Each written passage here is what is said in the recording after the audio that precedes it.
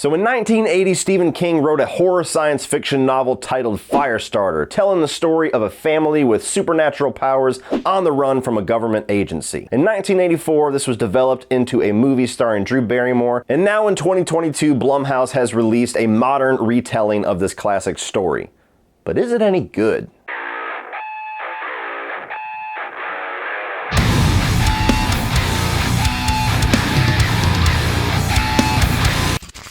What's up, guys, and welcome to my review of the 2022 adaptation of Firestarter, released by Blumhouse. Now, I am somebody, right off the bat, gotta tell you, never been a gigantic fan of the original film with Drew Barrymore, and I've never read the novel, so I did not walk into this with any preconceived wants or needs. I was able to judge this movie completely on its own merits. Now, being that I'm not the biggest fan of the original movie, being that the trailer I thought was just okay, and Blumhouse is a name that just says you never know what you're gonna get. It could be the best horror movie of the year, it could be the biggest dumpster fire of the entire year. You gotta walk in and roll the dice on this one. I had really no expectations for this movie. I was walking into the theater thinking it's quite possible that I could walk out and tell everybody that this is the worst horror film that I have seen all year long so far in 2022. But much to my surprise, I walked out and said, you know what? That was actually pretty solid. Starting off with the positives for Firestarter, the one thing that I didn't even know walking into this that was a really nice surprise to see in the opening credits is that John Carpenter and Cody Carpenter actually did the score for this movie. So I guess they got some really nice working relationships with Blumhouse after making them all that money with Halloween, and now Blumhouse is giving them a couple other properties. And the score for this movie is pretty awesome. It's classic Carpenter. It adds a lot to the movie. It's memorable. It's got that classic synth, but also modernized. Very much you can feel his son's integration into the style of these scores. And from the moment that the movie started, and it starts with a pretty vanilla scene, kind of getting you into the story of this family, and then the actual credits start and that score kicks on, I knew it was Carpenter even before his name showed up. I was like, oh my God, could it be real? It needs to be said, Zac Efron, this guy's a damn good actor, honestly. I wish he wasn't. I wish he wasn't. As a guy, I'm like, okay, you can't have all the blessings, dude. You're already built like a fucking truck. You're one of the most handsome and sought-after men in the entire world. You can't have talent, too.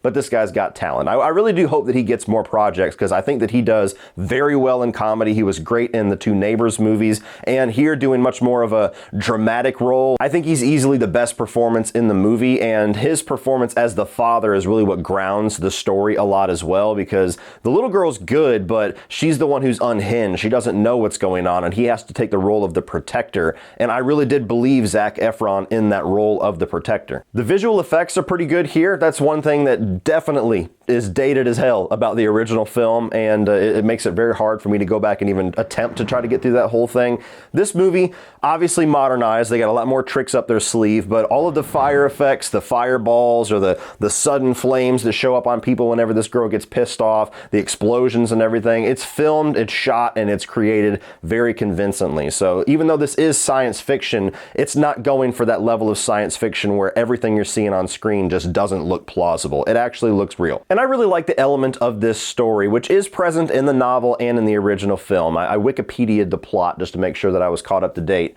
Of these two parents that were experimented on, that took this drug and got these supernatural powers, telekinesis, mind control, and now they are dedicating their entire life to protecting this young girl, protecting her from herself as well as this government agency. And so they live off the grid. They don't have any of modern technology, Wi-Fi, cell phones, anything that can be tracked. And so it's always nice for me as a parent to see a parent storyline like that, a theme of motherhood or fatherhood that's explored in a very convincing way, because as parents, you know that you would give all of that up for your kids. You would do everything. You would lay it all down to make sure that your kids are safe. And whenever they do that convincingly in a movie, it does hit home. And finally, like I said, I did check out the plot synopsis of the original film as well as the novel, and this movie does take quite a few liberties. It doesn't follow the exact template of the novel or the 1984 movie. It takes some different turns. It goes to some different places. Not gigantic differences, but certainly some different places. And so I always always appreciate that about a remake. I hate when a remake comes out and just goes beat for beat over the story. Take some liberties, show some creativity, do something different, give us something different, and I think the movie does give us enough different. The 1984 movie is much more in line with the novel, so if you're somebody that everything has to be like the novel, this one might frustrate you, but I actually like the fact that they do some things different. Now moving on to the negatives, the biggest one really is that the storyline that we're going through in this about this girl that has powers that she can't control